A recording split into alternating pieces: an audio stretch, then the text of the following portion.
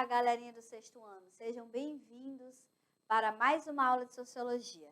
Eu sou a professora Dani Maia e hoje a gente está aí dando continuidade à nossa aula, né, terceira parte da aula sobre os direitos humanos. Mas hoje a gente vai falar de um assunto, né, mais específico ainda, que está ligado com os direitos humanos, mas é mais específico, que é os direitos das crianças e dos adolescentes. Vamos ao quadro para a gente conhecer aí esses conteúdos? Então, hoje a gente está aqui na aula 12, né? Vamos falar dos direitos, porque os direitos da criança e dos adolescentes são importantes. Na verdade, aqui é a parte 1, né, da aula sobre os direitos das crianças e dos adolescentes, tá bom? Então, a gente está na parte 1, a gente vai falar desses direitos, né, das crianças e dos adolescentes, o contexto de tudo isso, né? Então, a nossa primeira aula, né, sobre esses direitos das crianças e dos adolescentes, a gente vai falar um pouquinho aí desses direitos, né? Então, olha só, o caráter universal dos direitos humanos significa que valem igualmente para todas as crianças e todos os adolescentes. Então, uma das características mais importantes dos direitos humanos é o seu caráter universal. A universalidade, independente qual é a sua religião, independente do seu status, independente do sexo, independente de qualquer coisa, significa que valem igualmente para todas as crianças e todos os adolescentes do mundo inteiro. Independente da religião que eles sigam, independente do seu status, da sua situação econômica, do seu grupo étnico, se é indígena, se é quilombola, se é ribeirinho, não importa. O caráter dele, né, um princípio básico, é a universalidade, é ele ser universal, tá certo? Então, para cada criança, todos os direitos, todos, nenhum a menos, né? Para cada criança, todos os 30 anos atrás, os líderes mundiais assumiram um compromisso histórico com as crianças de todo o mundo ao adotar a Convenção sobre os Direitos da Criança, um acordo internacional sobre a infância. Então, a gente vem, né, de uma sociedade que sempre olhou para a criança, olhou para a infância, e para as crianças, principalmente, como sujeitos que não tivessem direitos, né? E quando esse olhar, ele não existe, existem muitas questões, né, que perpassam aí a infância, que não são visualizadas, né? Você olhar para a infância, você olhar para as crianças e não olharem com um olhar de sujeito de direitos, né? Não com um olhar como se elas já soubessem de tudo. É uma adultização, né? Uma sociedade de adultos que não olhavam com olhar sensível para as crianças. E precisou, né, existir uma legislação, uma sensibilidade, primeiro no direito, claro, frutos de questões sociais, para que os adultos, para que as sociedades olhassem as crianças de uma forma diferente, né? E existe uma palavra, gente, que é fundamental dentro desse contexto, que é olhar para as crianças como pessoas em desenvolvimento. Não são pessoas que estão com as personalidades formadas, com o caráter formado. É tudo fruto de um contexto, das vivências que elas têm, né? E que são pessoas, são sujeitos em desenvolvimento. E que a família é responsável por isso, né? O Estado, a sociedade, todos nós somos responsáveis pelas crianças e pelos adolescentes.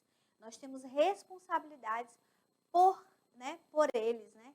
Então, é uma sociedade que por muitos anos tratou a criança como adulto, e não via as crianças como sujeitos de direitos. Vamos ao quadro para a gente visualizar um pouquinho, né, de como que esse documento, que é aí a Convenção sobre os Direitos da Criança, esse acordo internacional, como que foi isso, né, e a sua importância. Olha só, em 1989, algo incrível aconteceu, tendo como pano de fundo uma ordem mundial em mudança. Os líderes globais se uniram e assumiram um compromisso histórico com as crianças e os adolescentes do mundo. Eles fizeram uma promessa a todos os meninos e meninas: proteger e cumprir seus direitos, adotando um marco legal internacional, que se chama a Convenção sobre os Direitos da Criança, né? Então, a Convenção sobre os Direitos da Criança foi adotada pela Assembleia Geral da ONU, né, a Organização das Nações Unidas, em 20 de novembro de 89. Entrou em vigor em 2 de setembro de 90, né? É o instrumento de direitos humanos mais aceito na história universal. Ele foi ratificado, né, ele foi aceito por 196 países. Somente os Estados Unidos não ratificaram a convenção, não aceitaram. O Brasil ratificou a Convenção sobre os Direitos da Criança e do Adolescente, da criança, em 24 de setembro de 90. Né? O ECA ele é também fruto disso e ele é um documento também da década de 90. Né? Então, todas as crianças e todos os adolescentes têm os mesmos direitos. Esses direitos também estão conectados e todos são igualmente importantes. Eles não podem ser tirados das crianças e dos adolescentes. Todas as crianças, né, todos os adolescentes, eles têm mesmo direitos. Isso quer dizer o quê? Independente de qual lar que essa criança esteja, independente da condição econômica, independente se é uma criança indígena, se é uma criança quilombola, se é uma criança ribeirinha, independente disso, todos esses direitos, eles estão aí, todas essas crianças têm o mesmo direito, né? E eles são conectados. Todos eles são igualmente importantes e não podem ser tirados, né, das crianças e dos adolescentes. E aí, essa é uma palavra extremamente importante, né? Quando a gente fala de documento, essa é uma palavrinha que está no ECA, no Estatuto da Criança e do Adolescente. Nós vamos falar mais especificamente na próxima aula, que é a prioridade absoluta. Então, as crianças e os adolescentes, eles têm prioridade absoluta dentro da sociedade. Imaginem só, aí assim, por quê, né? Porque a sociedade ela é construída, né, gente? E reconstruída o tempo inteiro. A gente está aqui, mas a gente está construindo essa sociedade. São visões de mundo. Que tipo de sociedade que eu quero para o meu futuro? Né? Que tipo de sociedade eu quero daqui a 20 anos? Como é que a gente vai estar daqui a 20 anos? Né? Então, o ECA e também que é o Estatuto da Criança e do Adolescente e a Convenção dos Direitos da Criança, ele traz essa palavra aqui que é a prioridade absoluta. Ou seja, crianças e adolescentes têm prioridade em tudo que a sociedade faz para garantir os direitos humanos. Devem ser colocados a salvo de tudo que é violência e abuso. E aí a gente volta para a nossa realidade para falar que as crianças são vulneráveis. Existe uma vulnerabilidade social enorme em relação às crianças. Né? É só a gente ver no nosso dia a dia, onde existe uma visão de adultização o tempo inteiro. A sociedade ela enxerga como uma sociedade de adultos. Né? Os adultos querendo que as crianças sejam adultos. Não são. São crianças que estão em desenvolvimento, em pleno desenvolvimento, né? Humano, em desenvolvimento humano. E esse grupo de pessoas, que são as crianças e os adolescentes, são muito vulneráveis a sofrerem aí muita violência e abusos diariamente, né? Por conta dessa infância, de tudo que remete à criança, ser criança e ser adolescente, né? Então, por que as crianças e os adolescentes têm prioridade absoluta, né? Porque a sociedade, a família, a escola, o Estado, ele deve garantir essa prioridade absoluta em tudo dentro da sociedade. Ele deve garantir isso para as crianças e colocar a salvo de tudo que é violência e abuso. Bom, infância e adolescência hoje, né? Novas ameaças, novas oportunidades. Então, milhões de crianças e adolescentes continuam sofrendo violações de seus direitos quando lhes são negados cuidados de saúde adequados, nutrição, educação e proteção contra a violência. A vulnerabilidade em relação às crianças, elas são enormes, gente, enormes, porque se o nosso país tem desigualdade social, se a gente vive essa realidade, agora você imagina as crianças em meio a tudo isso. Se já é muito complicado para as pessoas suportarem todas essas violações que ocorrem, a retirada de direitos que ocorrem diariamente a nós, principalmente nós, classe trabalhadora. Vocês imaginam os filhos da classe trabalhadora, que são as crianças, que cada vez mais cedo têm que trabalhar para ajudar os pais, e que ao trabalhar e que ao tentar colaborar, né, com a família, o que não pode, né? Porque a criança ela tem que estar na escola, ela tem que garantir o seu capital intelectual, né? Isso, outras violações, elas vão vindo com isso, né? A gente vê isso diariamente. Infâncias e adolescências continuam a ser interrompidas quando meninas e meninos são obrigados a abandonar a escola, a fazer trabalhos perigosos, a se casar, a lutar em guerras ou ficar presos em prisões para adultos. Então, tudo isso, né, essas ameaças às crianças e adolescentes, elas estão aí dentro da sociedade o tempo inteiro. Muitas crianças, por questões financeiras, elas abandonam a escola, né? Fazem trabalhos perigosos, né? Trabalhando em situações extremamente perigosas que essas crianças e que esses adolescentes vão ser violados. Abandonar a escola, eles serem obrigados a abandonar a escola já é uma violação. Agora, você imagina essas crianças e esses adolescentes trabalharem em situações extremamente perigosas. Existem países onde as crianças são obrigadas a se casar. As crianças e os adolescentes são obrigados a se casar, né? O que é uma violação de um direito, né? A lutar em guerras, existe isso, né? Ou a ficar preso em prisões de adultos. Essa falta do olhar sensível que a sociedade precisa ter, e que a Declaração dos Direitos da Criança veio para colaborar com isso, o Estatuto da Criança veio para colaborar com isso, é garantir que as crianças tenham seu pleno desenvolvimento humano. Porque a sociedade, ela é construída e reconstruída o tempo inteiro. E a criança hoje é o adulto de amanhã. E uma infância corrompida hoje, uma infância violada hoje, é um adulto que vai reproduzir isso. Isso vai voltar para a sociedade. É preciso reconhecer que a violação que ocorre hoje com as crianças e com os adolescentes, elas vão voltar para a sociedade. Vão ser adultos que vão trazer isso para a sociedade. Isso vai vir para a sociedade, né? Então, se cuidarmos das nossas crianças e dos nossos adolescentes, estamos cuidando aí do nosso futuro, do futuro da sociedade.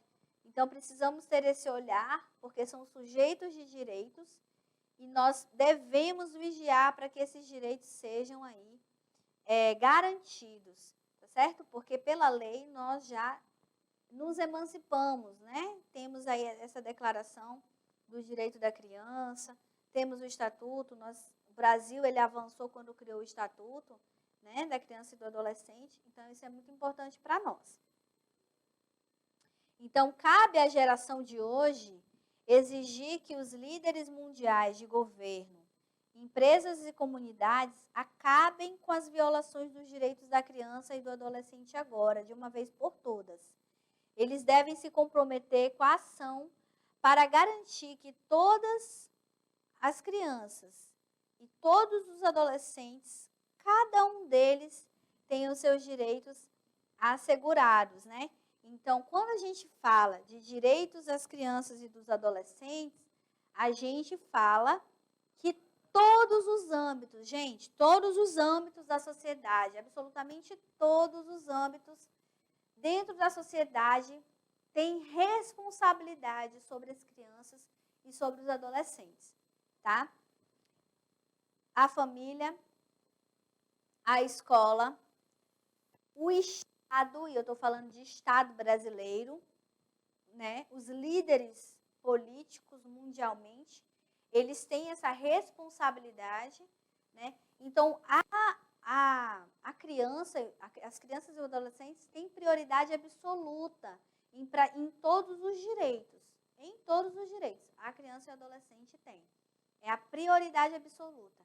E todos nós temos responsabilidade sobre a vida das crianças e dos adolescentes, garantindo que esses direitos sejam cumpridos, né? Que esses direitos sejam aí atendidos. E é aquilo que eu falei para vocês. É importante que vocês principalmente, que estão aí, né, no 6º ano, se apropriem disso. Isso é muito importante. Reconhecer os direitos, os nossos direitos, os direitos de vocês, e reconhecer isso e vigiar para que eles sejam atendidos, né? E vigiar para que isso seja atendido, para que isso seja efetivado na prática, no dia a dia, que é onde a gente vê aí as violações ocorrendo todos os dias. Cuidando das crianças, cuidando dos adolescentes, nós vamos ter adultos aí que se tornarão, que trarão para a sociedade aí esses efeitos positivos, né? Não negativos. Cuidar da criança significa cuidar do futuro da sociedade. Cuidar desse futuro, que é um futuro próximo, né? Que a todo momento a gente está aí construindo e reconstruindo isso. Então, os direitos, eles têm essa utilidade, né? Que é aí fazer com que a gente se desenvolva plenamente como ser humano. Que os pontos de partida de cada um seja igual ao do outro. Que os mesmos pontos de partida que uma criança de uma trabalhadora e uma criança de alguém, né, de outra classe, vai ter e vai ser o mesmo, né? E as pessoas vão ser o que elas quiserem, o que elas puderem, né? Dentro aí das suas possibilidades. Então, garantir isso é garantir o futuro do nosso país. Tá certo? Vamos ao quadro, a gente já está finalizando essa aula. Então, a gente percebe, né, que no nosso dia a dia, esses direitos, eles diariamente eles são violados. Infelizmente, a gente tem muitas notícias ruins em relação a essa vulnerabilidade social que a criança representa, né? Que a infância representa. E a função da família, a função do adulto ali próximo da criança é proteger. É proteger. É evitar que essas violações, que esses abusos, que essas violências cheguem até a criança, né? Que é a parte mais vulnerável. Então, galerinha, essas são as nossas referências bibliográficas. Essa é a parte 1 da aula sobre, né, as crianças e os adolescentes, os direitos das crianças e dos adolescentes. Hoje a gente falou sobre a Declaração da Criança, a Declaração Universal da Criança, que foi adotada aí por 196 países. O Brasil, ele também fez isso, e logo posteriormente veio o ECA, né? Então, na aula que vem, a gente vai aí falar um pouquinho sobre o Estatuto, né? Sobre o Estatuto da Criança e do Adolescente, esse documento feito aí na década de 90, que é extremamente importante e que também caiu na modinha de dizer que é algo que é ruim, que só traz direitos, que não tem deveres para as crianças e para os adolescentes, né?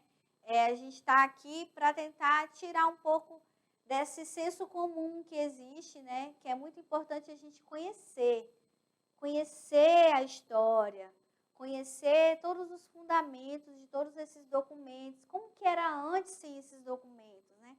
Se hoje não está fácil, com todas essas legislações que nos amparam, vocês imaginam antes, quando não existia, né?